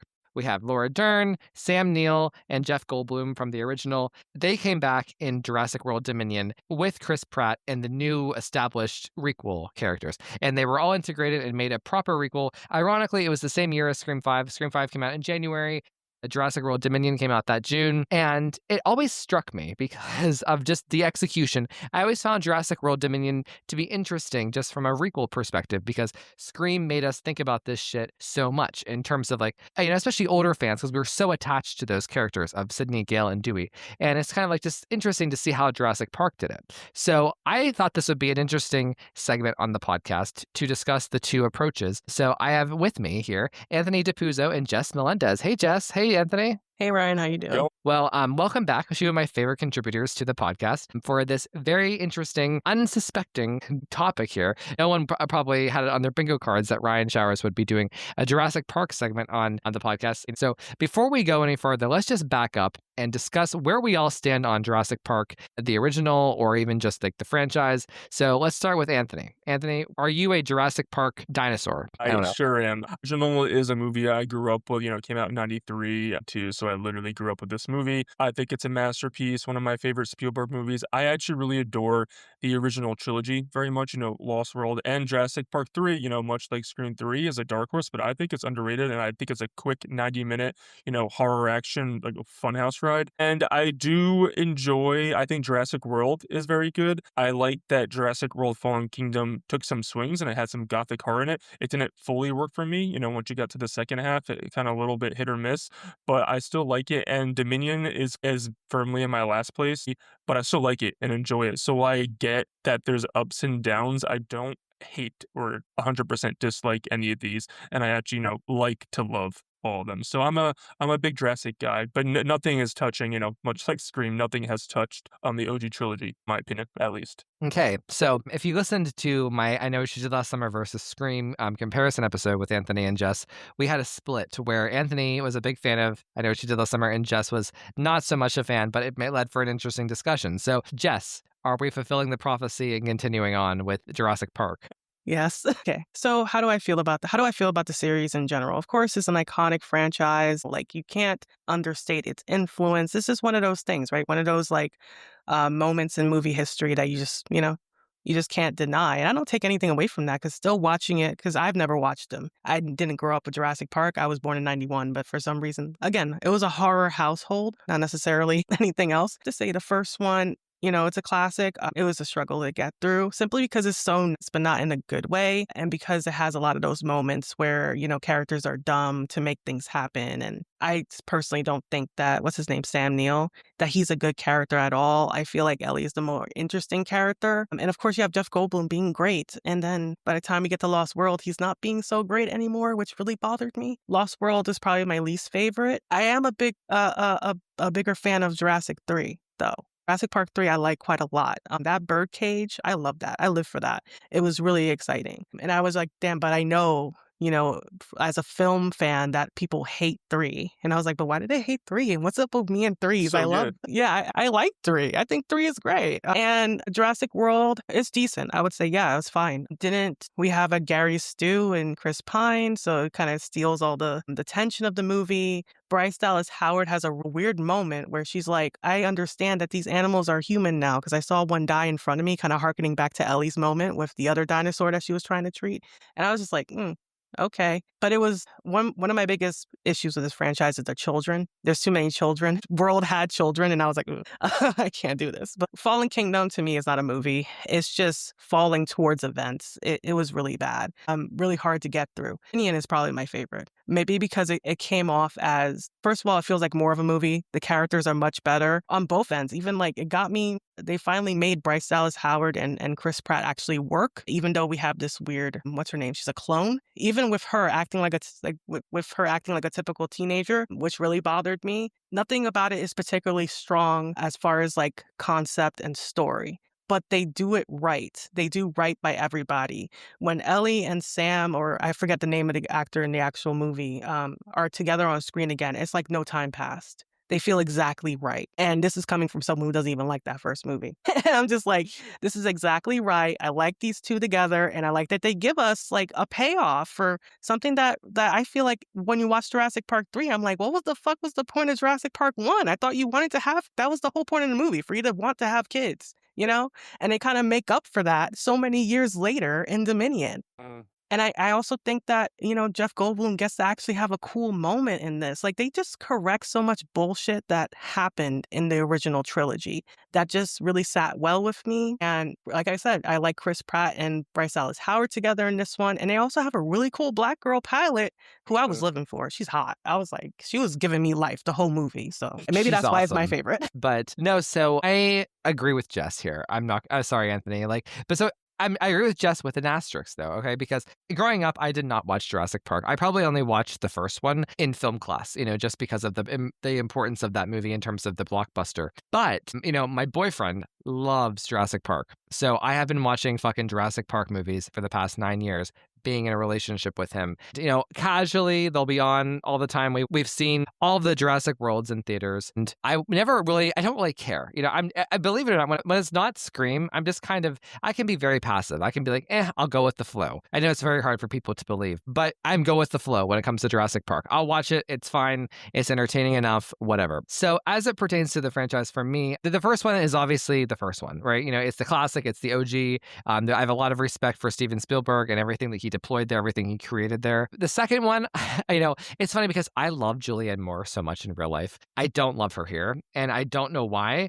I'm surprised that Steven Spielberg directed it. It feels different than the first one, and so to me, so I'm not like the biggest fan of 2. 3, I think, is okay. I don't like that they sidelined Laura Dern. In 3, I think she deserved to have like a bigger role. And I think that what would have been stronger is if the trio would have been stuck together, kind of like Scream, and they build all 3 movies around them, as opposed to, Jeff gets a movie and Sam gets a movie and Laura doesn't until 6. But because I do think Dominion is her movie. But so as for Jurassic World, I think Jurassic World is a really good reboot. This Jurassic World 5, not my thing. It's okay. I saw it in theaters. I don't remember much of it from theaters, but I've seen it many times. Just like, Jurassic World Dominion, the whole other story. And it's a lot of what Jess said. It's so good. In terms of the story, I think that there's a lot of interesting themes that they talk about, like, in terms of the corporate overlord of it all. The monopoly on food supplies and like what big pharma and big tech do, and like exploring how it relates to our world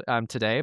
that hit me, and I find it interesting and absorbing. And for a lot of people, whenever I've talked to people about Jurassic World Dominion, they'll say, "But it was about seeds." But I'm like, yeah, that's what made it good. It was interesting. It was about something tangible, And I did like that the dinosaurs were a part of Earth, and I thought like the integration was an interesting aspect as well.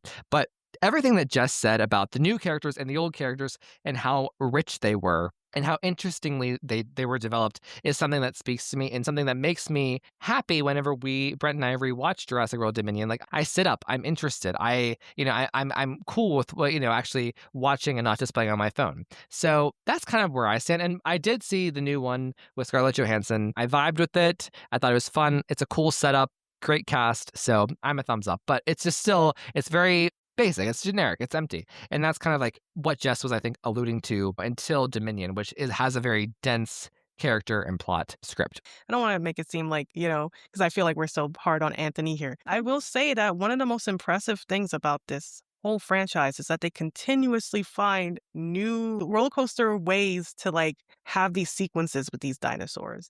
So I watched them all back to back and none of them really felt like repeated or rinse and repeat. And that was really impressive to me because I would say that some of these sequences, like they were giving me anxiety. I was like, I don't fuck with these kaijus. Like this is too much. Like the existential threat was getting to me, like watching all the movies back to back. Anthony, any response? Yeah, I just think that the franchise, again, I think would agree with Ryan. Like a lot of the installments are basic and generic, but I think overall it's just good. Like it knows what it is. It's good popcorn horror, fun adventure with some cool characters and like just said moments mixed in. But I mean, it's not like my favorite, like top 5 franchise, but I just think it knows what it is and it succeeds. And clearly, I mean, it just makes like endless money, so it's not going anywhere anytime soon. So yeah, I'll take a popcorn dinosaur movie every few summers and know what I'm going into, not expect to be, blown away, but enjoy what I'm watching. So I have a funny story to talk about as it pertains to this discussion because Jess and I have had a discussion about Jurassic World Dominion and Scream 5 and how Jurassic World Dominion is actually, it perfects the Requel formula. In particular, Jess and I have gone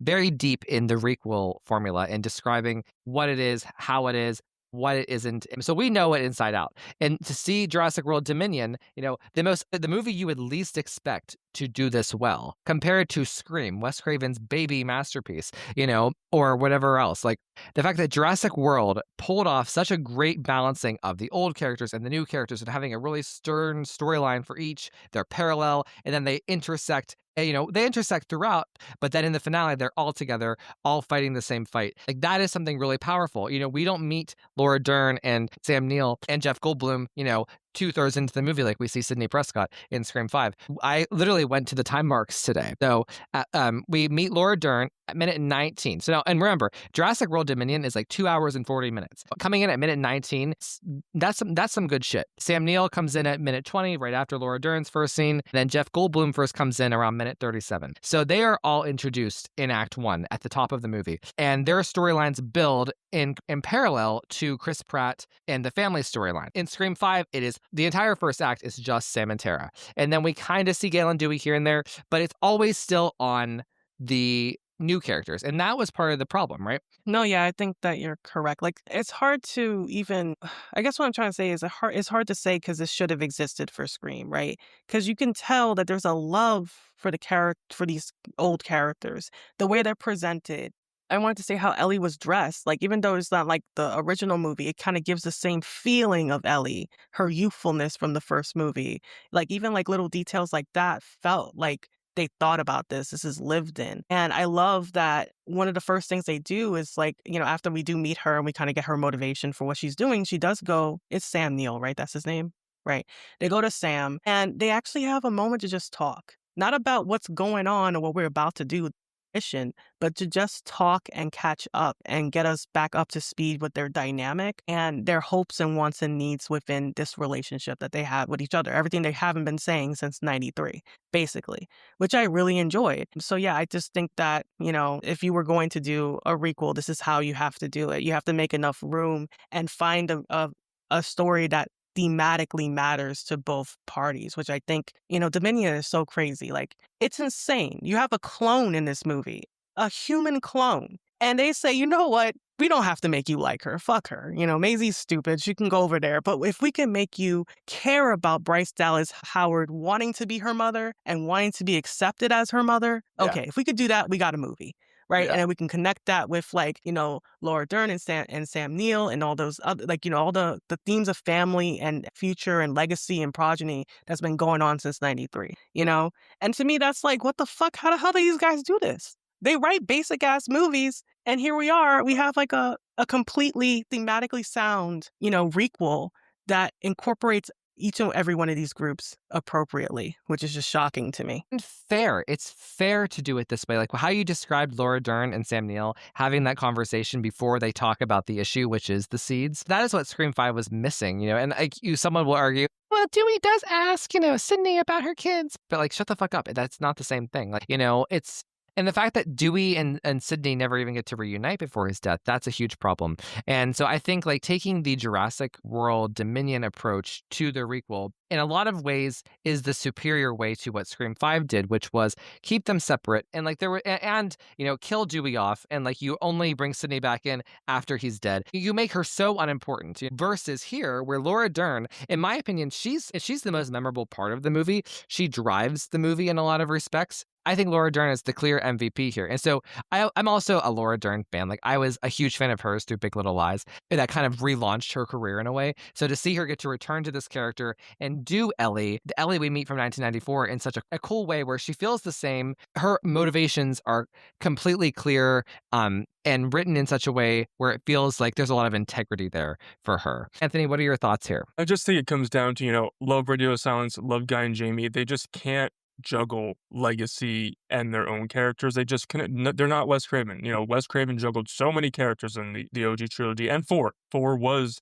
his version of a remake requel. I just think, and I think the secret sauce with Dominion, and I will say, I didn't want a Scream 5. I didn't want the requel to come back without Dewey, Gale, and Sydney. In my opinion, a lot of people give me flack. They say Ghostface is Scream. I think Scream is Scream because the protagonists are just as important, if not more important, than Ghostface. But I would say the secret sauce for Dominion, which I don't know, it wouldn't have worked for me in Scream. But Owen and Claire, Bryce Dallas Howard and Chris Pratt, they had World and Fallen Kingdom to develop. And we were introduced to the legacy characters. They had a main role again in Dominion. So we didn't have to build up Bryce Dallas Howard and Chris Pratt for half a movie before they were introduced. So they kind of could just get right into it. And I think that was a secret sauce where Dominion was able to have that even split, where in Scream, they were trying to do all this in 5, make us fall in love with these new characters and have, this is a legacy character, but they didn't have them back. So they kind of try to do everything at once, where this new trilogy had 3 movies. They'd be like, fuck yeah, we're bringing the old characters back now, and they could thrive just as well, but they did have to wait until that 3rd movie to do it. So I think that's where the differences come in, and that's why that movie succeeded for you guys and me more, because I went to the main roles too. I mean, Jeff Goldblum had like a 5-second cameo in Fallen Kingdom, and and also like they were kind of sprinkled in through the franchise. It's not like they didn't have a Sidney Prescott. Like Alan Grant's not Sidney; he's in 1 and 3 and Dominion. So it's just a little bit different, but it did take them 3 movies just to be able to handle this, double-hander. That, I guess that is the clear difference here, right? Is the fact that you had 2 movies to establish the new characters and live in their world and then juggle, the original trio with the new characters at the same time, at the same pace, and treat them equally and give them, proportional time. Jess, any response to that? I would say I don't know if they needed 2 prior films. And I only say that because Fallen Kingdom doesn't do anything to really advance. Like, Owen doesn't change. He's not a character. He's an archetype. He's basically your action hero. He doesn't change. Bryce Dallas Howard, the only thing that changes about her is that now she has a mission to right her wrongs. And then we don't really explore her emotional struggle or turmoil. We don't get to do anything with that in a meaty sense. So to me, it would have been easier to do this by the 2nd movie, or they could, maybe it's possible to do it in that 1st movie. Because again, these characters, it was more so Jurassic World really is about the world, not necessarily about the people in it. And then for me, what I would say is another thing that's impressive is that they weren't afraid about including lore. They weren't oh man, no one's gonna watch this movie from 93 or 97 or whatever the fuck. They were very much like, Ellie, she was into planetology, whatever the fuck she's doing. Remember the leaf falling on her head and she recognizes that she's not, like this is from another era or whatever. Like they kept that. They weren't afraid of the franchise's history. You know what I mean? Like I like that. Whereas something like other requels that we've seen, like they're so afraid of a franchise having history that an audience may have to watch to catch up and be well informed. In Dominion, it didn't really feel like they were holding your hand that much in terms of like who's this character, what's their deal or whatever. It was just like, no, this is what it is. And I hope you can catch up, It's interesting. Why are, I mean, I guess because Jurassic Park is such a big franchise, they just assume versus like with some horror films, whether that be Halloween or Scream, like there's almost this fear, like, don't worry, you can still watch it. You don't have to watch all these other sequels versus Jurassic Park is like, yeah, bitch, you've seen the sequels. So I guess maybe it's just about confidence, and I think that like you see this with Scream 2 and especially Scream 3, like Scream 3 doesn't pussyfoot around. Like they're literally talking about the first movie in the events so much. I mean, it's so much a part of the DNA. But I wish that like there was some swagger that Scream had, and maybe we'll get it with Scream 7. I mean, obviously if we're getting something if Scott Foley and Matthew Lillard are going to be in Scream 7. But as it pertains to the requel of it all, one thing I think that like Jess and I were discussing earlier today was this idea of like this. It's almost like when Scream 5 came out, we were spoon fed to be like, oh, well, this is the way, guys. This is The Force Awakens. This is how it has to be. So in some ways, Jurassic World Dominion is kind of like the anti Star Wars Force Awakens, where there's this one new main character and her new friends, and then we see the legacy here and there and there, and one of the popular legacy characters die because you need that emotional impact. That is what they were. That's what the Force Awakens did. That's what Scream tried to emulate with its blueprint.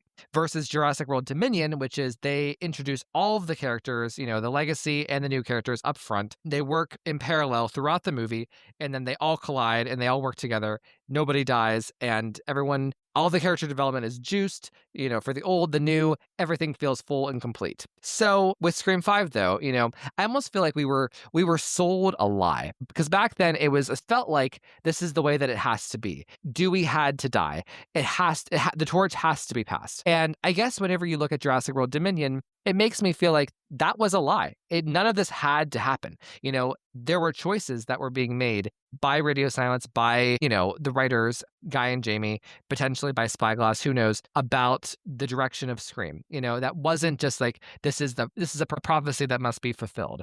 Yeah, we were talking about that. And, like I told you, to me, like us as the fandom, we wanted to believe in it. We wanted to believe that they were actually really hardcore fans, that no one would touch this series without good intention, that it's special to everyone like it's special to us. And in my opinion, that just wasn't true. And we projected all our best intentions onto them, and we accepted a lot because we wanted to believe that they were doing these things because it was the right path. And I think before Scream 5, we also had this, golden streak of like, there hasn't really been a bad Scream movie. So Yeah. how is it possible that anyone who's a fan of these movies and also a filmmaker and they have like a good film behind them, ready or not, how is it possible that they would make the wrong decisions or undervalue the aspects of Scream that make Scream Scream? I think it was so unthinkable to us that we just literally thought that, no, it was impossible. We treated them as if they were,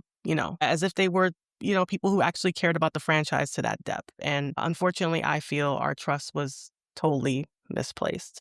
And they are not like us. They were never, like, in my opinion. I know I'm always hard on Radio Silence, but that's because, it kind of upsets me. You sell it one way and it's not. So why did you have to fake it? Why not just come out and, be honest about your approach and your intentions? I feel like it's such a different world we live in, at the beginning of Scream 5 to now. It's just like, had we known that Radio Silence was going to be like 2 movies and we're out. We don't care about completing the story.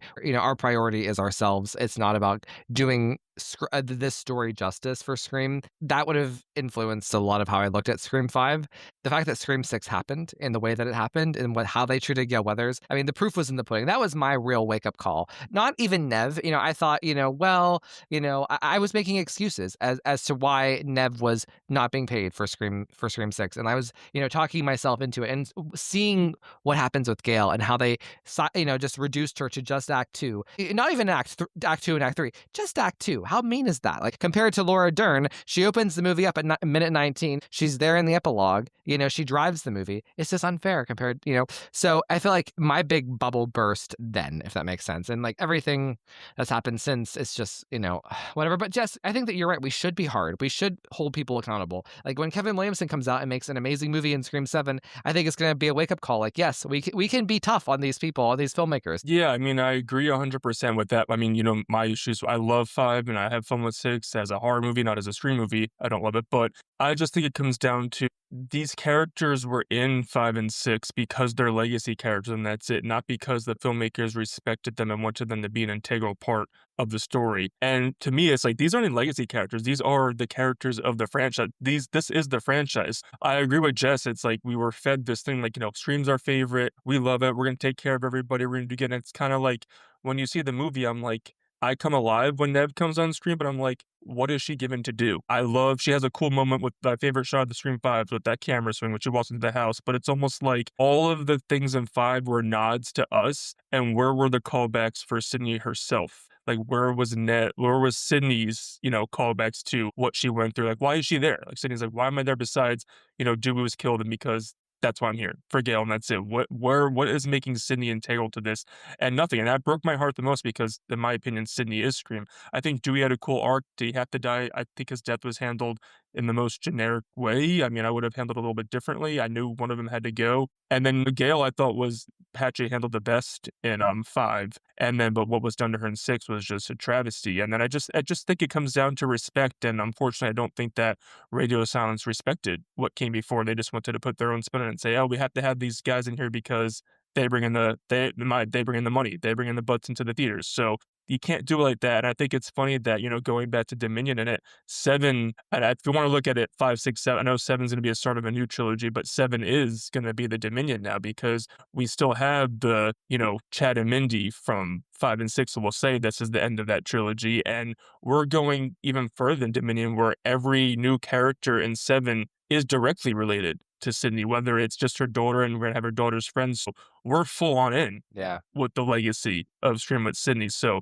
we're just going Dominion times 10 now where it's all going to be Sydney and everything harkens back to her. So I just think it's fascinating how where we were with 5 and how we just see complete opposite for 7. So I'm so thankful that, at least the studio and whatever, learned from their mistakes. And Kevin's like, yeah, we got, and Nev, you knew Nev was not like, I'm not coming back just to do a 5-minute cameo. I feel like that's almost more the reason. I know the money stuff, but that was probably a big part why she didn't come back for 6 to do like one little final, haha, I'll kill the final killer. Like that would have been horrible. So I'm excited that 7 is doing Dominion, but like even going a step further, we're like, no, everyone's going to be directly related to Sydney and Gale in some way or form. Yeah. It's like, it has the modern flair of Dominion, right? But it has the structure of H2O, So it's just interesting in that respect. Jess, do you have anything you want to respond to Anthony? Yeah, like I agree with what you're saying that the respect wasn't there. And it's interesting because like even Dewey's death is so disrespectful because who was there to witness that? Sam, as if it matters to her. Jesus Christ. Like it's like writing 101. The person in the room when a big event happens has to be like, if you're gonna have anyone in the room anyway, it's the person it affects, right? It's the main like motivator. And like they set it up like this is gonna be some type of motivation for Sam or she gives a shit. But no, she's just the messenger. Dewey saved my sister, and rightfully so. Thank God for Courtney Cox, because I love her face when she says that to her. Like, girl, who gives a fuck? I don't care about your fucking sister. You know what I mean? Gale is all of us at that moment. Yeah, so it's just really sad because I feel like when you really tease that movie apart, Scream 5, you could tell that they're being used as tools to legitimize money making and not being like honored. Like I feel like in Dominion, these 3 characters were, and it was magical. Again, like as someone who doesn't even like that first movie, I was just like very, like ecstatic when they played like the original Jurassic Park theme when they're all standing together. I was feeling that. Like, why am I feeling that? And it's like, why couldn't we get something like that in Scream 5? Why do this bullshit where this manufactured tragedy when it's just a denial because you don't want to pay people to be on set at the same time on the same day? Like, that's what it is. You know what I mean? And just imagine for a second, like, an epic version of Scream 5 that is maybe like, let's just say 20 minutes longer than the movie we have, where Sydney is introduced in the same time that Laura Dern is introduced in Jurassic World Dominion, and Gale and Dewey are introduced right after that. And we get to see them kind of live and breathe a little bit more. Like, imagine if we would have just cut the stupid Vince and Liv And see nonsense them together.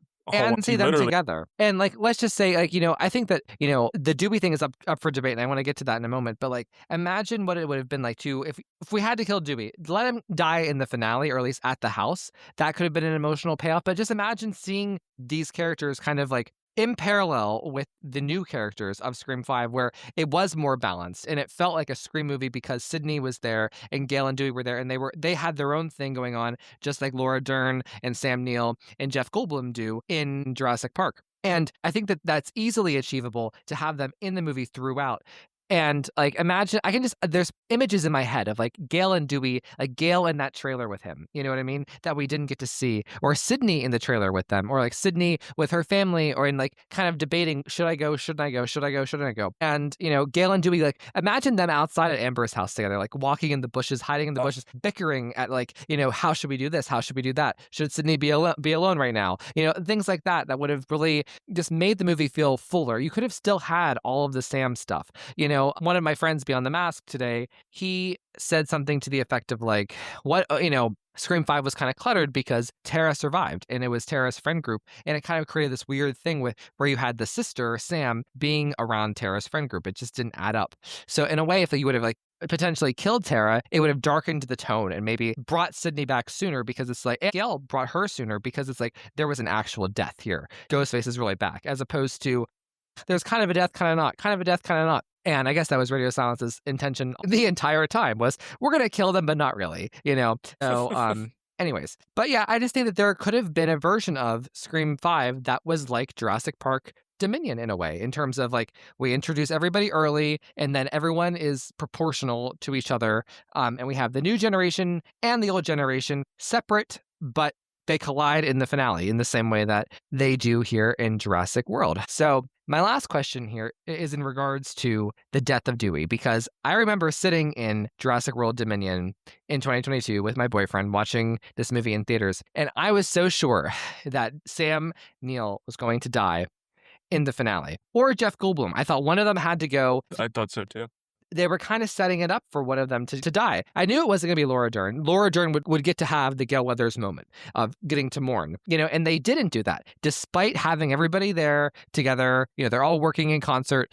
They didn't need that emotional payoff of a death because they earned it in other ways. So I want to ask Jess and Anthony, what are our thoughts? Could Scream have done that, just for argument's sake? Anthony. I think it could have 100% done it. I think you could have had so much emotion, just like you said, with them three going back to where it all started without killing him off. And they could have, Dewey has never, I mean, he's in Scream 3, he's there, in Scream 4, he's there at the very end, but he always gets taken, He's never an active participant in a finale 100% with Sydney. So imagine the emotion just alone of seeing the three of them together taking out the goat. We never really, that would have been a first, and that would have been so much emotion, and you still could have had some, darkness in there, getting, one of them could have got stabbed, whatever, something could have happened. But in regards to just how it does happen with Dewey, I knew that one of them was going when the Requel came around, because I knew, Force Awakens, that's just what was going to happen. For argument, I think they could have made it out, and I think it could have been emotional and great with all them living. How he goes, though, I get it. He, saved Sam's sister because he couldn't save his own sister. Beautiful. But I think if it had to happen in the second act, I don't know how, I feel like Wes, if he read the script and on the day he'd be like, all right, we're going to do it this way instead, it would have been awesome. I think to make it so tragic, like Jess said, we needed it to be even more tragic. I think maybe instead of seeing Gale's face on the phone, you see Gale running there and she's the one who watches him die. And that would have been throwback to Scream 2, but he actually does get killed. And then you see Ghostface run out, and then he calls Sydney, and you get her initial reaction with Ghostface. So everyone's involved in Dewey's death. That they didn't even do that. My perfect death for Dewey would have been they all made it to the finale, because Dewey to me was always Sydney's protector. I always thought that he should go out protecting Sydney versus where so many people say Gale, but I think he should have saved his sister Sydney in the end. and Gale and Sydney could have held his hand as he went. That to me is like an emotional death. But for your argument's sake, I think they could have handled it either of those ways, or he could have made it out and it could have been actually emotional. Whereas where it happens in 5, I'm only emotional. I'm emotional because we're saying goodbye to David, but I really just Courtney is doing the extra work to really make it feel some emotions. Whereas I'm like, why am I not feeling more? It feels a little weird, even though I'm so devastated. But, could have any of those other 3 ways, I would have been like, ooh, chef's kiss. But I do agree there's a version where David and Dewey could have made it out and we still could have had the emotional impact of the requel. And like just, for argument's sake, he could have died in the finale right before the killer reveal. And like whenever Right. Sydney and Gale are in the kitchen, it makes it so much more intense. For when they take him out. Yeah. Yes, and like, oh my gosh, we're in real danger. Dewey's dead. I imagine just how upset both of them would have been. It would have been just how upset they were in the original film, and that's clearly lacking in some respects in Scream 5. So, Jess, what are your thoughts? As far as like Jurassic, the Dominion, and I told you, right, I didn't think that anyone was going to die. I only thought that Laura Dern might die because she was like running back, and I was like, oh girl, you better back that up. But Jeff Goldblum too, like he, if you think about his journey, right, he just gets to be hot and like just flirting beyond, like I love him in the first one because it's like his priority number 1 is to flirt. It doesn't matter what the circumstance is, he just has to look hot and he's still trying to get into Laura Dern's pants, right? And I love that for him. But in the second one, I feel like they really let me down with his character. So for Dominion to have him have that moment where he's actually being brave and not being the one bitching 24/7 and actually throw the flaming locust into the dinosaur's mouth and like kind of save the day a little bit, I thought that was so redeeming for his character, and gave him a good moment. So I just had to point that out. In terms of what you guys were saying, like, oh, if Dewey survived, because it's shocking to me that he didn't die in that house because you know how it is nowadays, especially with Gen Z, they love their parallels. Like, oh my God, Dewey didn't make it out of the house this time, He didn't make it out of the house. Oh God, so sad. Right? Like that they missed that opportunity, like to juxtapose with the Scream 1 finale where Dewey does make it out of the house, right? This time not. He makes it out in the body bag. But yes, I do think there was a world in which Dewey could have survived and it would have been fine. I don't think that, and I also think a big problem as to why that didn't happen that way is probably just also the scale of the movie. Radio silence, even with Scream 6, I don't think that they appropriately know how to use space as epically and as in a grand fashion like West did. Even in Scream 6, 100%. it just doesn't feel big, If you think about that original Scream 1 finale, there is so much fucking going on. There's so many players on the field. It's amazing. It's one of the best finales of all time. It's like the Halloween finale, like blown up, right? And like 10 times. And if you, not them obviously, but if you had a director capable of that sort of like grand finale, you could have had all those players on the field. You could have had Dewey, Sydney, Gale, and the rest, whoever was still alive in there, and Sam. And it could have been something very dynamic, and you could have had a lot of things happening there to even like warrant Dewey surviving it without it seeming easy or whatever. But yes, I do agree. If he had to die, I do like his idea of saving Sydney because I think that spares Gale, a little bit. I like that, that she doesn't have to feel that. But I also, if he were to die there, I also feel like it would have been something like you said, it just pushes the finale that much higher and the emotions that much higher. And you would be right there with them. You would feel that rage. Because he said, oh, Anthony, he was like, I don't know why I didn't feel shit when he died. And it's like, because it was cheap. That's why. Because it was a cheap death. And for him if he had died there, then we would all have been raging with Gale and Sydney. We would have all been right there with them. It would have been amazing. But, alas, this is what we got. But it's just interesting to think about. And weirdly, I feel like the answer to the requel puzzle that we've been wrestling with for so many years now is weirdly found in Jurassic World Dominion. Like I can almost envision like a whole Scream 5 in the style of Jurassic World Dominion that would have been so much more epic in scale and given the trio reason to exist and be necessary and be complete in a way that it just wasn't, in the actual product. But anyways, good talk, guys. Thank you for indulging this little, Jurassic World crossover event here. So any final thoughts and where can they find you online? We'll start with Anthony.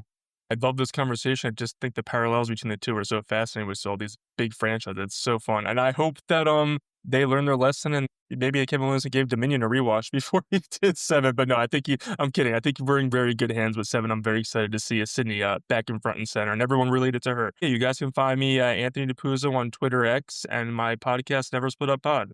Follow us on social medias. Thank you for having me. Of course. And Jess? Yeah, I agree with Anthony. I think that we're in good hands with Kevin. But my main thing is that I do hope that we find a way to give Dewey a little bit more respect in 7. I do want to see something done, just something to fix it and to like sort of gloss it over, because it just feels bad, feels wrong. 5 and 6 just feel so wrong, and they've done so much damage. Anyway, yeah, I think that's it. I think it was a wonderful discussion, and I am hoping that we can see a new era of requels that actually value old and legacy characters. And I'm RavenFX5 on Twitter and Blue Sky. That's where you can find me. All right, guys, thank you so much, and we will see you next time. All copyrighted material used or referenced in this show belong to their rightful owners and made possible by the Fair Use Act. And number 3, never, ever, ever, under any circumstances say, I'll be right back. Because you won't be back. Get another beer, you want one? Yeah, sure. I'll be right back!